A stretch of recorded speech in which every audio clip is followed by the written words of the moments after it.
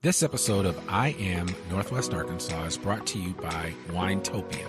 Winetopia is a wine, beer, and bourbon tasting party that raises funds in support of a Kenyan orphanage operated by the Arkansas-based nonprofit Restore Humanity.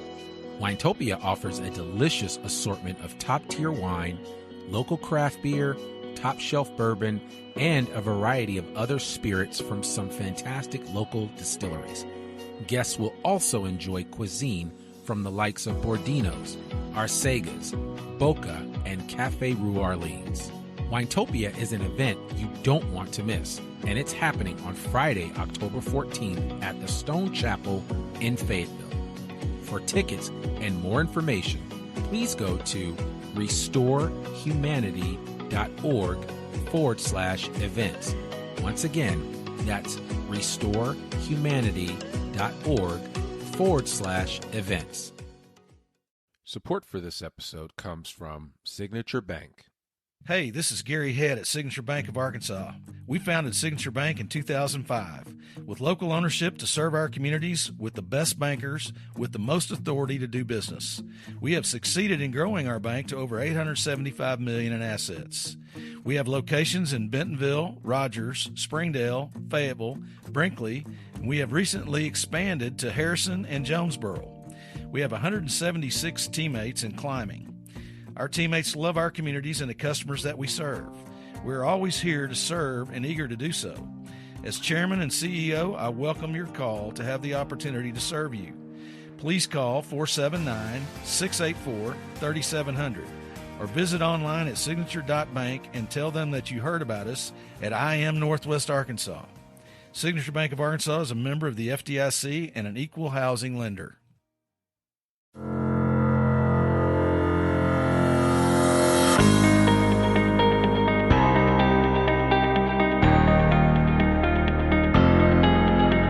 It's time for another episode of I Am Northwest Arkansas, the podcast covering the intersection of business, culture, entrepreneurship, and life in general here in the Ozarks.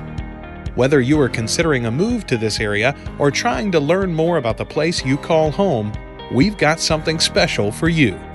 Here's our host, Brandi Wilburn.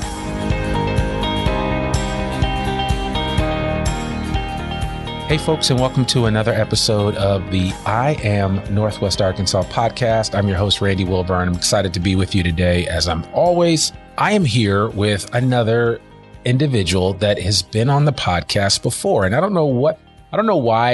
I never assume that people will want to join me again after they do the first podcast, but every now and then I connect with somebody that I just like or get along with. And this individual that I'm having on today, Brandi Harris, she was originally on episode, this was episode 134 of the podcast, came out in August of 2021. So it's exactly a year later, but she and I sat down and the title of that podcast was Northwest Arkansas Has Tons of Counseling Options for Just About Any Need. And as you can tell, Brandi is a counselor and she really shed some light on what is available to everyone in Northwest Arkansas when it comes to counseling and therapy and the different options. And it was a really great episode. We will link to it in the show notes because I think you'll get a lot out of it. But Brandi reached out to me not too long ago and said, hey, I have another idea for a good show. And that would be to talk about youth in sports, specifically those parents that are, new to the area or new to competitive sports and ways to kind of be an advocate for your child, ways to really help them through this process. Because let's face it, I'm 52, or actually I'm 53. I always forget. But sports today, in this day and age, are much different than they were when I was growing up. And I'm sure, Brandi, when you were growing up. But without further ado, I want to welcome Brandi Harris to the I Am Northwest Arkansas podcast for the second time. How are you doing? I'm doing great. Glad to be here with you. Yeah, no, that's awesome. But am I right, though, when I say that? I mean, sports is a much different ballgame now. Did you compete in college, too? Yes, sir. Yeah, that's what I thought. Division I athlete with the University of Tulsa. Mm-hmm. That's right. You were a swimmer. So, well, I swam in high school, but in college I rowed. So I was on the crew for the University of Tulsa, which a lot of people don't even know it's a sport in Oklahoma because you're like, where's the river? But the Illinois River runs there are river right through the runs. middle there. Mm-hmm. And crew and rowing that's not an easy sport. Just go to any gym and get on one of those machines, those rowing machines, and you'll realize after about 2 minutes on there how much of a workout it is. It's actually one of the most complete workouts that you can do for your body. Mm-hmm. Full body. Yep. Yeah, yep. Absolutely. So what is, we talked about this, and I'd love for you just to kind of, again, just to reintroduce yourself to our audience. You can give the quick bullet point version of who you are and why they should even care based on the advice that you're about to dispense to them, because they can always refer back to that other episode to learn more about you and some of the work that you're doing. Sure. But just tell the audience a little bit about Brandi Harris. Yeah, so I thought something that might be helpful was to hear a perspective from all around. So to know my background, I did grow up doing a lot of different sports. I just wanted to try everything and was a very athletic kid, played a season of soccer. I was in ballet and tap for a little while. I swam from 6th grade through 12th grade. I played water polo. I played volleyball.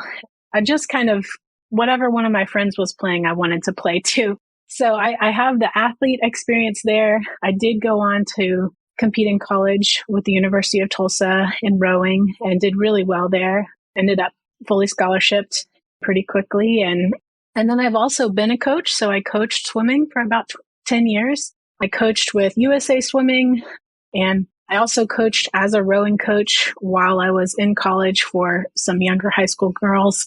And then I also coached for John Brown University when they had a swim team. So have about 10 years there with both collegiate experience and USA Swimming, which is like the larger governing body in the United States for swimming. And then I also have 3 kids. So I have been a parent involved in all of this. So my kids have done all kinds of things, basketball, baseball, soccer, swimming, currently football, and have had a great time supporting them. But each one of those experiences has really played into my philosophy of what it looks like for a kid to do well in sports, as well as what it looks like for me as a parent to do a great job supporting my kids in sports. And honestly, it's a really hard middle ground to find. I have had plenty of very frustrating experiences trying to parent my kids, maybe even more frustrating experiences trying to coach my own children.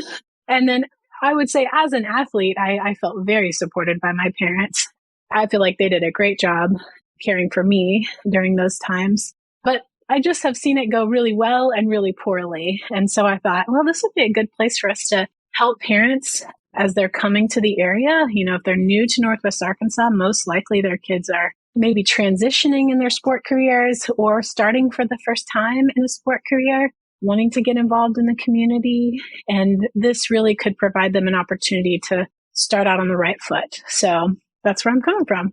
Well, cool. And I love that. And again, your lens is also different than a lot of other people as a licensed therapist and counselor. And you talk to a lot of people about these issues, and I'm sure they come up.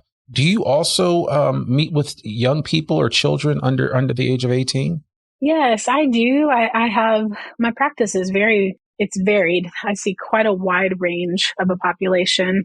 I do see some kids and some athletes, and I also see some coaches and some parents and some current, adult athletes, I would say. And so I get a little bit of everything. And I do think with counseling, I always tell people I get to see behind the curtain, quite a bit. I have my own life experiences, but people are they honor me with allowing me to step behind that curtain and see the harder parts of their life, the more private parts of their life, it's unique. It's not something everybody gets to do, but it does give me a little bit more insight into a wider range of experiences than just my own. Sure. Well, and I'd be curious to know just initially to set the foundation, what would your observation be of the youth sports scene here in Northwest Arkansas? And not that you have to compare it to other parts of the country because, it's like apples to oranges, but what is your perception of the sports scene here in Northwest Arkansas? Yeah, so the good thing is that we have a lot of opportunity, especially at the younger ages. There are a lot of rec programs, which I think provide a great option for families to get involved in the community and for kids to learn and try newer sports. I have found that it is difficult for less experienced athletes to get involved for the first time when they're older. So kids who are in high school, if they want to try a sport for the first time, it's really hard to find the on-ramp as an amateur. So if you don't have experiences by the time you're in middle school or high school, it's pretty hard to get involved at that point, which is honestly, I just feel disappointed about that. I feel like sports are so advantageous for children and for families that I would love for people to be able to get involved at all ages. But unfortunately, it does become a little bit more elite by the time they get to high school. And it's just unfortunate.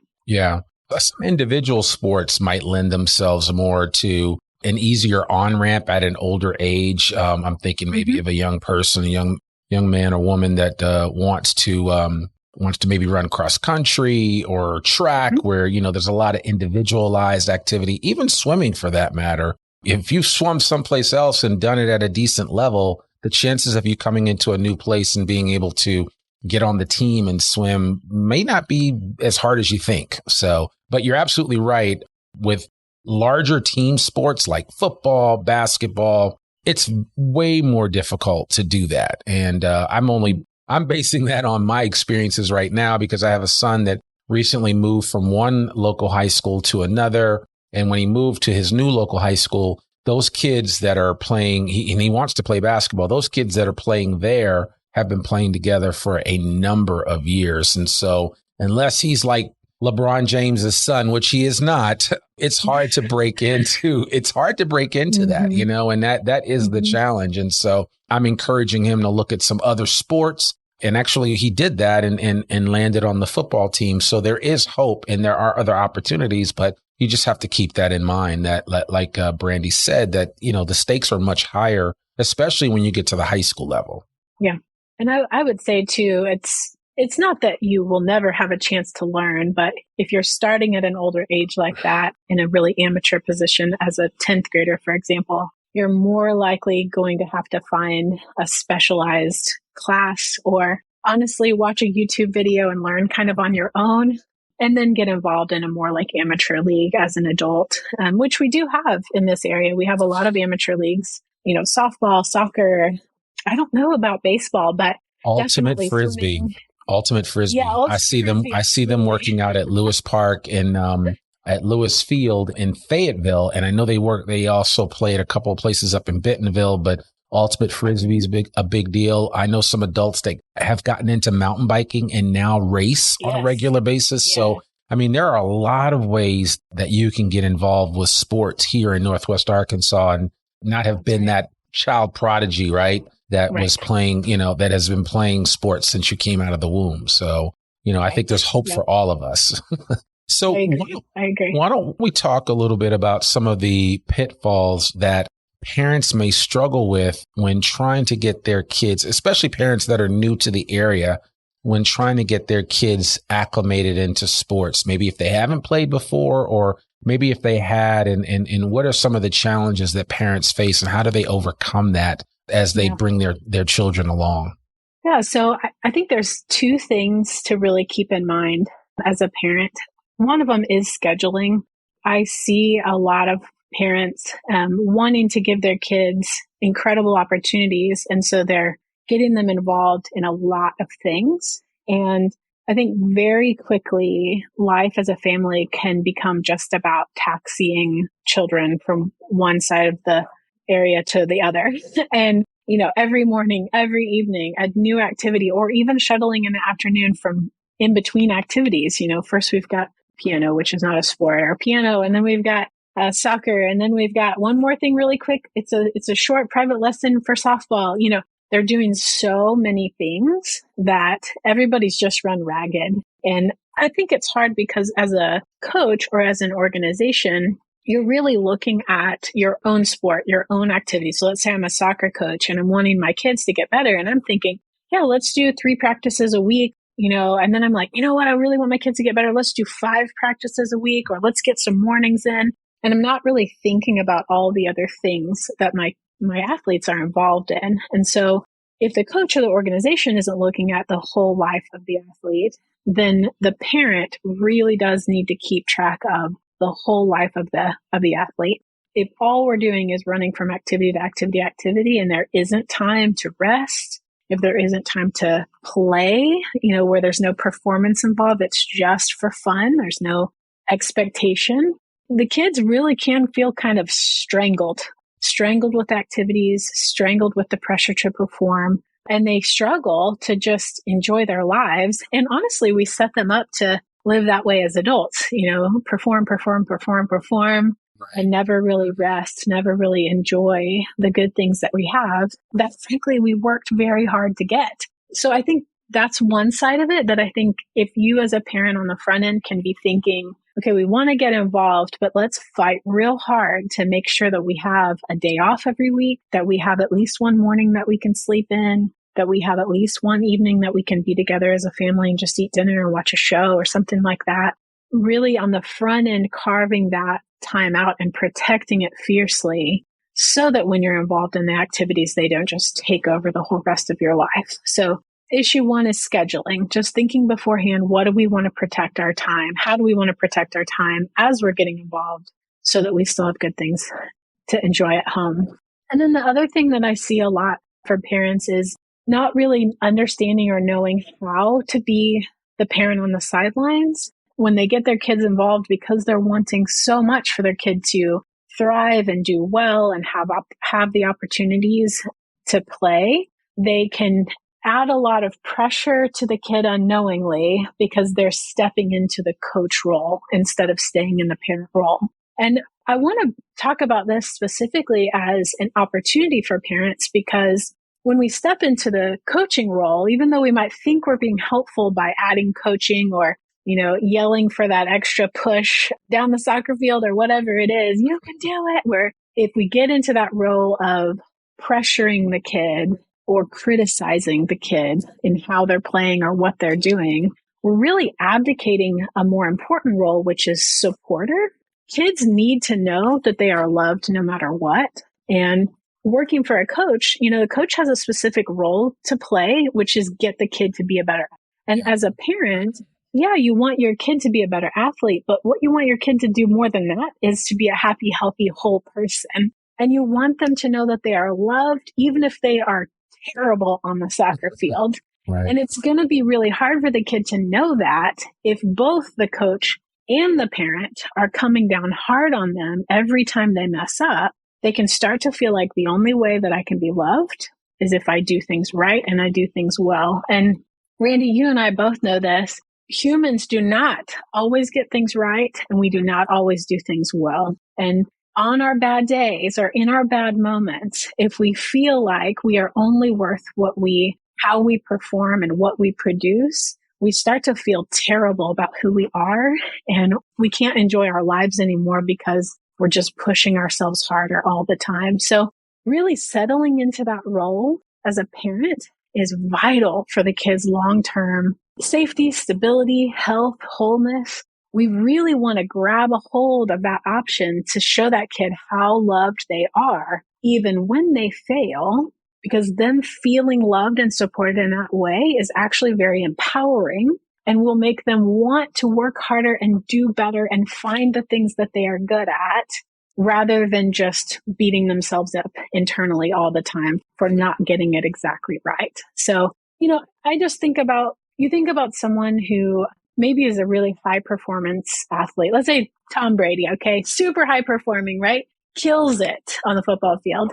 If Tom his friends only loved him because he was good at football, then he's in trouble now, right? Because his career is at the end. And now what does he have? If he doesn't have anyone that loves him for who he is, for all of who he is, then he's up a creek. He's out of community. He has no connections anymore.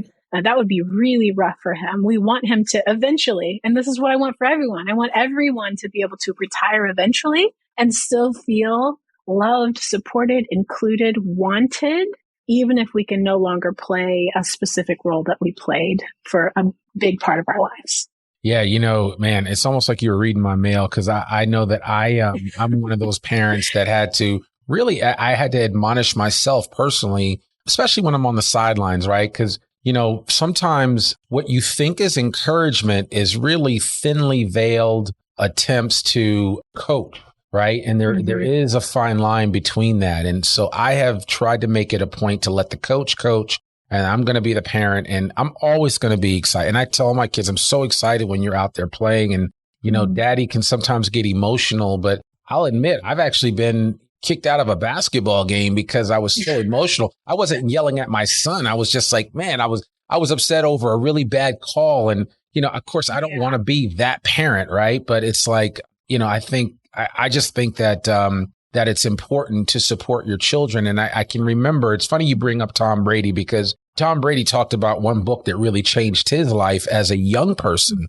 And it was The Inner Game of Tennis. And that book is really good because it helps with visualization, because I think there is a fine line that we miss out on when we think about, oh, you just got to practice. Practice is great. But there's also a mental aspect to any sport that you undertake. And so The Inner Game of Tennis talks about how you create mental approaches to whatever sport that you're doing. And it's something that Tom Brady runs through routines in his head before he actually ever does them on the field. So a lot of it is just that mental mastery that can really help you go far. And I think if we introduce that to our kids at an early age, I think it can be helpful for them. I'm always telling my son, as an example, okay, you know how to kick the ball up into the up to the upper right corner of the goal. I want you to, in your head, be thinking about, if you were going to score a goal, where would it go? If you're going to score a goal, where would you go? You know what I'm saying? And I try to get him to do that. And I tell him to visualize it.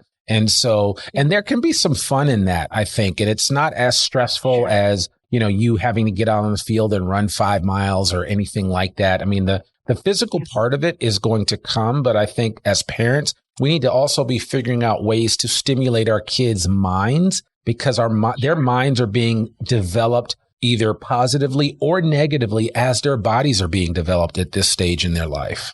Yeah, I agree. There is a mental component to every sport, absolutely to every sport.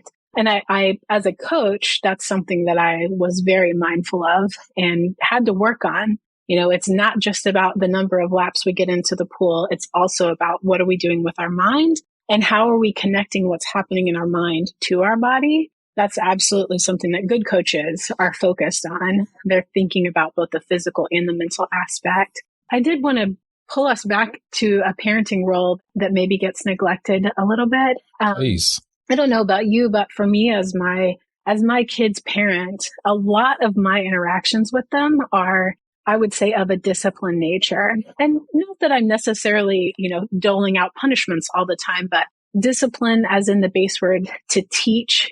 I'm always, as a parent, thinking about, how do I teach my kids to deal with the real world? I want them to be able to handle every aspect of what comes at them in the world. And so I'm teaching them about everything. I'm teaching them about how to clean the house. I'm teaching them about how to take care of their bodies. I'm teaching them about how to advocate for themselves, how to have conversations with adults. I'm teaching all the time. And one of the great things for me as a parent with a kid involved in sports is that I'm actually allowed to, instead of teaching them from a higher up position, like I know and you don't, I'm able to actually come alongside more and say, hey, how's it going in there?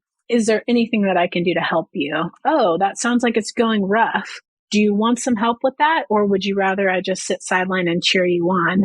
And that way my kid gets to be the one doing the learning work most of the time with their coach, advocating with their coach. How do I do this better? How do I hit this ball better? How do I skate better? How do I move better?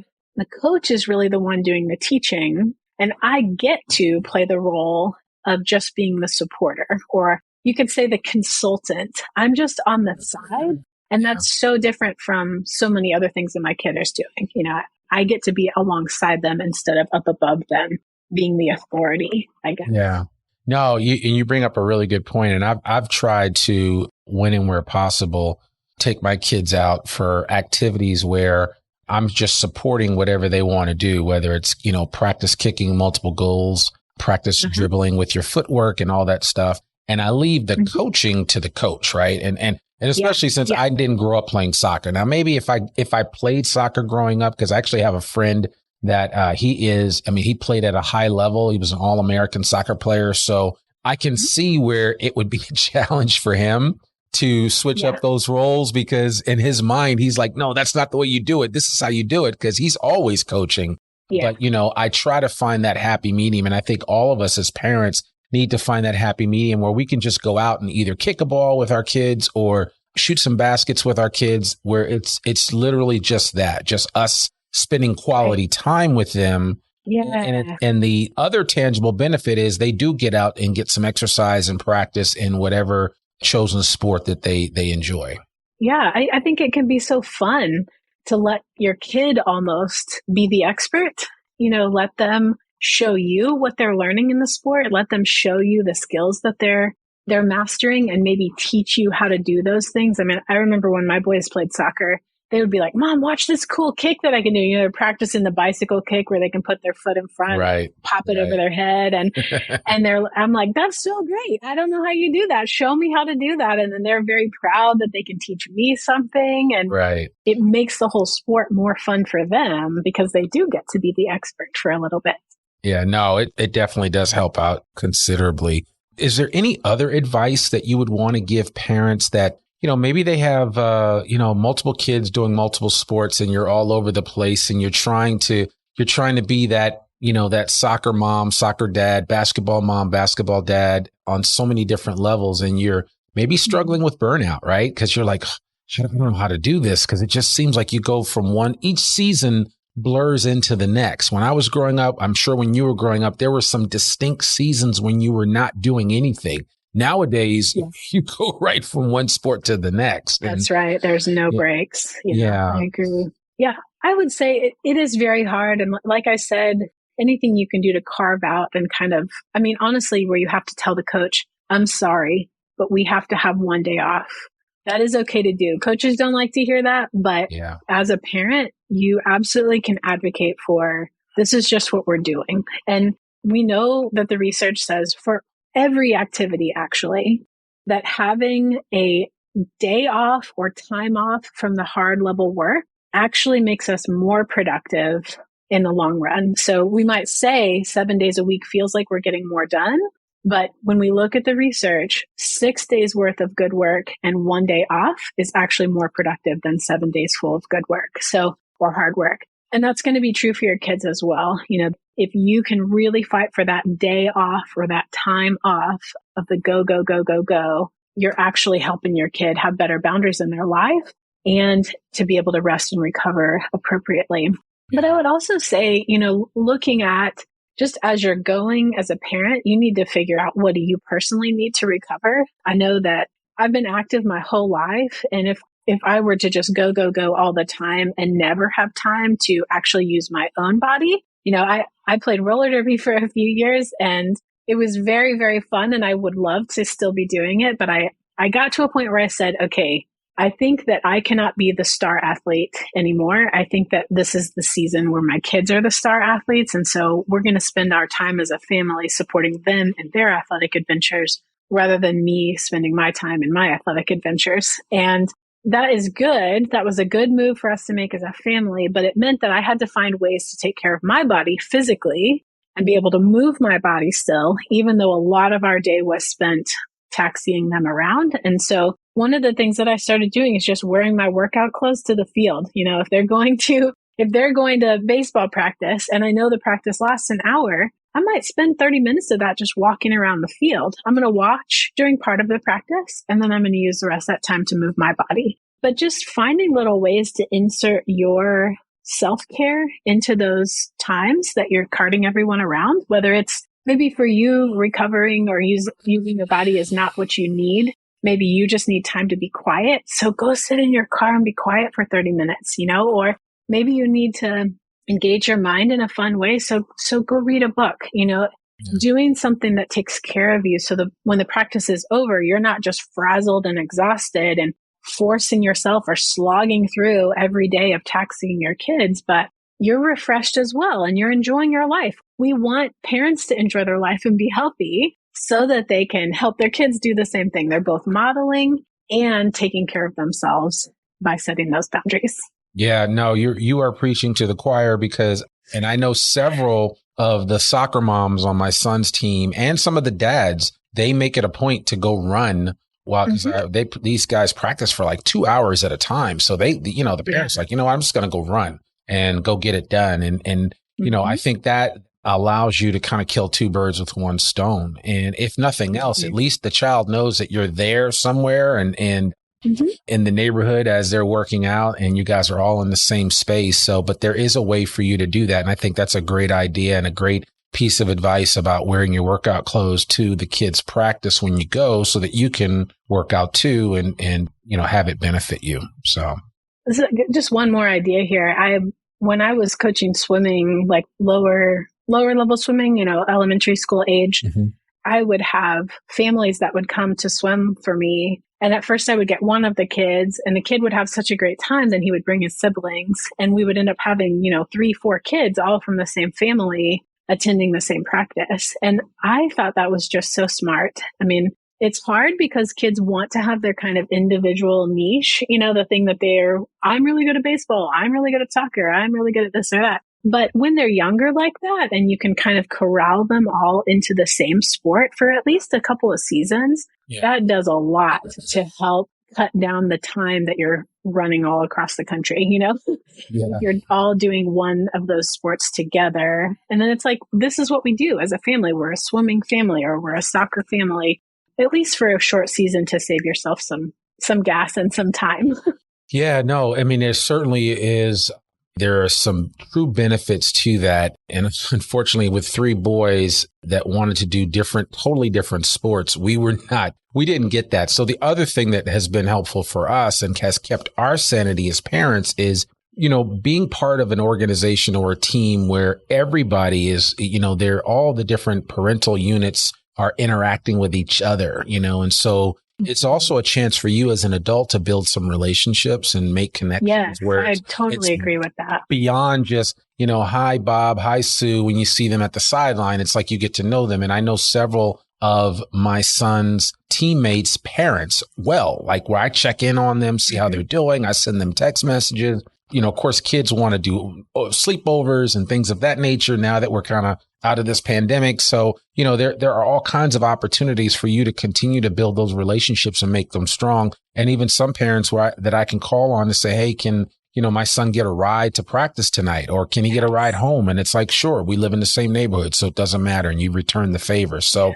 I think like you say, it takes a village, right? And so part of one way to keep your sanity as a parent with a child in sports is to make sure that you are taking time to build relationships with everybody that's on that team, because you never know, you never know what it will lead to. And then you'll have some lifelong relationships and friendships. And so I still keep in touch with some of the parents that my son played basketball with when he first came as a homeschool student. And he was on a homeschool team that traveled for basketball. And I still keep in touch with some of those parents. So there's all kinds of opportunities there.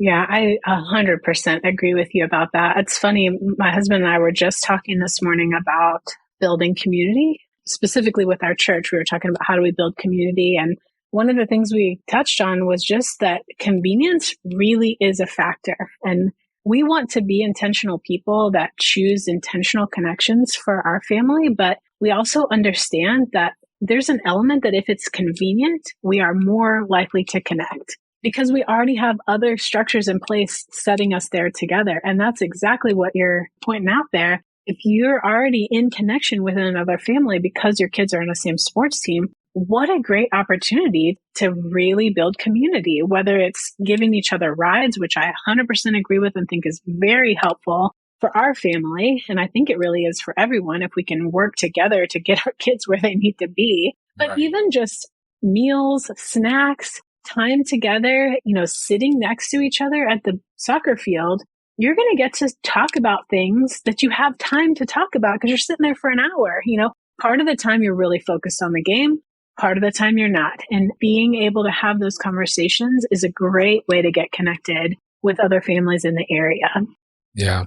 No, it goes without saying. And so I certainly, that's one hack or tip that has been really beneficial for me because like I said, I'm thankful for the new relationships that I've developed through my children's sports activities. And Yes. so there is something to be said for that. And I see it happen. It's quite common that locally in this Northwest Arkansas area that people are always looking to connect that way. So I think anybody moving to Northwest Arkansas with a child that's going to be in sports, you're going to find a very open and welcoming community of parents and participants that are definitely going to want to connect with you. And then if you've already been here for a while and you're just getting involved into the sports scene, the youth sports scene, I think you'll be pleasantly surprised with what you find. I mean, yeah, there are the outliers in every area, right? Those parents that get ejected from games and are asked to go Sure. back to their car and all that other stuff. But for the most part, that is the exception and not the rule. So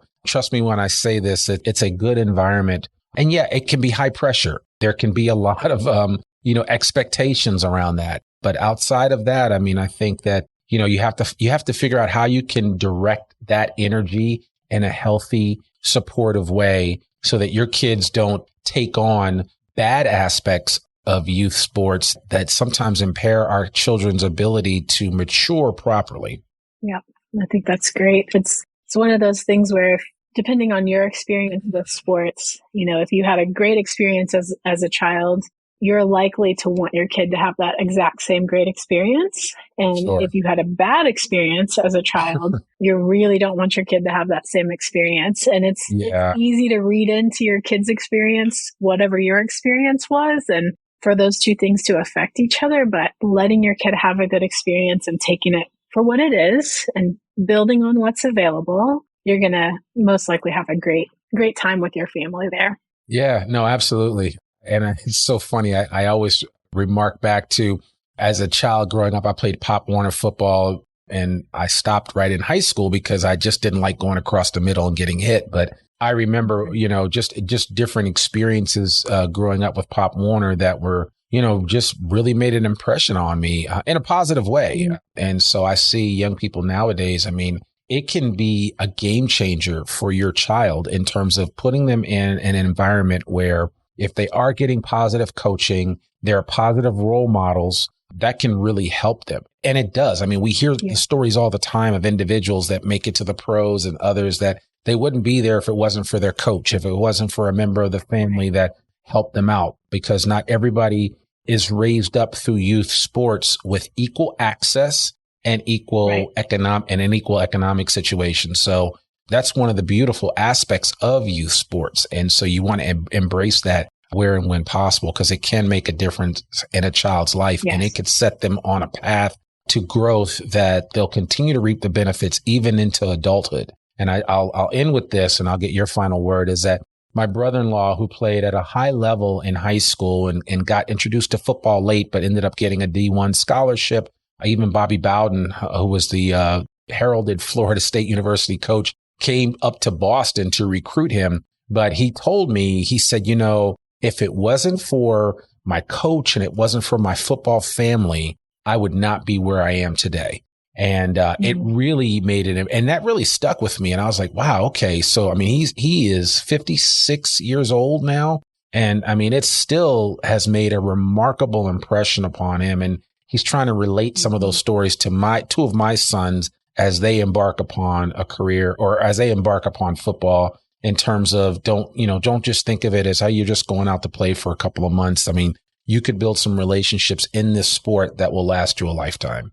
Mm-hmm. That's great. Yeah, I echo that. Just, higher level athletes or athletes that remain athletes for their whole life tend to all have the same story, that it is a good, positive experience or can be. And I know not every child is going to be a long-term athlete. Definitely there are some more gifted than others and more driven than others. But it is a great opportunity, especially at that young level. I would say before middle school, if you've got kids younger than that, getting them involved in some kind of sport at some point to give them a chance to learn how to use their body, to learn how to relate with their peers, to connect you as a family to other families in the community. It's such a great opportunity. And and a well-rounded opportunity rather than you're really not just producing physical athletes. You're producing healthy people. And that's what we want really for everyone in Northwest Arkansas. We want them to be healthy people. So if you can get them involved at that young age and just give it a shot, and if it doesn't end up being your thing, I'm sure I know there are plenty of other communities you can connect with, but it is a really good option. Absolutely. Yeah. And with that said, I think that this puts a nice pin in this, and I think people will find some value from this particular episode and just what is available to them. If somebody wants to reach out to you, Brandi, to get some additional advice or insight from this perspective when it comes to sports and maybe how to counsel a child or how to navigate these waters from that perspective, what's the best way for them to reach you? Sure. So my website is ittakesabreath.com, and I have all kinds of resources there, including I have several books and one parenting book in there. And I also do teachings. So I'm available for speaking gigs, but I think in September I have a preschool that I'm going to be talking to, actually sex ed for a preschool. That's how to talk funny. to kids about sex even from a young age. Yeah. Wow. A big question for a lot of parents. And, I also do a lot of work with my church and, other counselors. There's different counseling organizations that I teach for. So I'm available for that. And I am a counselor, so I do see people in the therapy office, but I keep a pretty long wait list, and that's not a great option. But if you want to connect with me personally, or if you'd like some teaching for a larger group, I definitely have availability for that. And you can find me at ittakesabreath.com. Okay. We'll make sure we put that in the show notes so people can connect with you. And so, I appreciate you coming on again for the second time, and we'll link up the old show with the new show. And so people can kind of refer back to what you discussed, because you really did share some great insight previously about all the different counseling options that are available to individuals here in Northwest Arkansas, whether you're new to the area, you've been living here, or a lifetime resident. I think we all recognize the importance of mental health and how that plays a role in our overall health. And so, if you got to get your mind right, you got to get to a place where you really are developing yourself, your whole self, not just in the gym at Planet Fitness working out those biceps. Yeah. And you got to work out that mind too. And I'll end with this, that recently my church, and I'll just give a shout out to Pastor Craig Groeschel. Again, I don't do episodes on religion on this podcast, but here is a pastor that took the time to share what can be somewhat stigmatized, a whole 6 weeks episodes on a sermons series on mental health and the importance of it. And I think that more and more organizations are recognizing that we have to take time out to take care of our minds as much as we take care of our bodies. Because you can't have one without the other. It just doesn't work. It really doesn't. And so I say all that to say that you need to be taking time for yourself. You need to, as parents of children, you need to be making sure that you take those mental breaks. I don't care what it looks like, whether it's quiet time in the morning, times for words of affirmation, or some prayer time, whatever floats your boat. You need to be able to take some time for yourself, because that's the only thing that will allow you to maintain yourself on every level, both on your mental level, on your physical level, and on your spiritual level. So I just want to encourage everybody listening to make sure that you're taking time for yourself, because what I see when I go out and train people is that we are not nearly doing as good a job as we should be of taking time for ourselves. Because again, like they've always said, and you've heard it before, the pilot will tell you, put your oxygen mask on first, then before you put it on anybody else. So you can't take care of your kids. You can't take care of your parents, your in-laws, anybody until you take care of yourself. So let that be a reminder to you and an encouragement. And certainly, please reach out to Brandi if you need some guidance or advice. And certainly if she's not available, she might be able to turn you on to somebody that can help you out. And certainly if you are in a time of need or like real critical crisis, there are several organizations and helplines that can help you out if you're struggling with certain mental issues. So I really want to encourage you to take advantage of that. I think the newest number is 988. Is that correct, Brandi? Are you familiar with that? I don't know, actually. So I know that 911 is obviously what you would call for emergencies for any emergency, but 988 is the new kind of like emergency to reach a local mental health counselor when you're dealing with suicide related issues. So, it's an important topic. It's one that we don't talk about because there is a stigma behind it, but it's one that people need to know that there are people out there willing to help you at all times.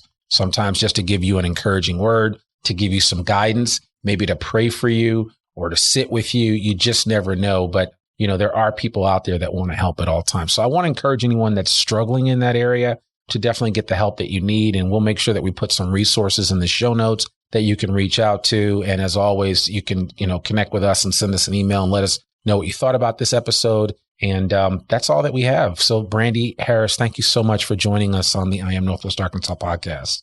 You're welcome. Glad to meet with you again. Yep. Well, folks, that's another episode of the I Am Northwest Arkansas podcast. To learn more about us or to read or download the show notes from today's episode, visit IamNorthwestArkansas.com. You can listen to this podcast and sign up for our free newsletter and keep up with us in all things Northwest Arkansas. Sign up today.